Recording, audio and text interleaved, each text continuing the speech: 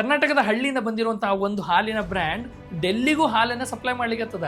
ಅಷ್ಟೇ ಅಲ್ರಿ, international cricket ಟೀಮ್ಗಳಿಗೂ sponsor ಮಾಡ್ಲಿಕ್ಕತ್ತದ. ನಾನು ಯಾವ ಬ್ರ್ಯಾಂಡ್ ಬಗ್ಗೆ ಮಾತಾಡ್ಲಿಕ್ಕತ್ತೀನಿ ಅಂತ ಈಗಾಗಲೇ ನಿಮ್ಗೆ ಗೊತ್ತಾಗಿರ್ಬೇಕು, ಹೌದಿಲ್ರಿ? ಭಾರತದಾಗಿರೋ ಟಾಪ್ ಡೈರಿ ಕೋಆಪರೇಟಿವ್ಸ್ ಗಳ ಬಗ್ಗೆ ಹೇಳೋದಾದ್ರೆ ಮೊದಲನೇ ಸ್ಥಾನದಾಗಿರೋದು ಅಮೂಲ್, ಎರಡನೇ ಸ್ಥಾನದಾಗ ಬರೋದೇ ನಮ್ಮ ನಂದಿನಿ ಮತ್ತು ಮೂರನೇ ಸ್ಥಾನದಾಗಿರೋದು ಮದರ್ ಡೈರಿ.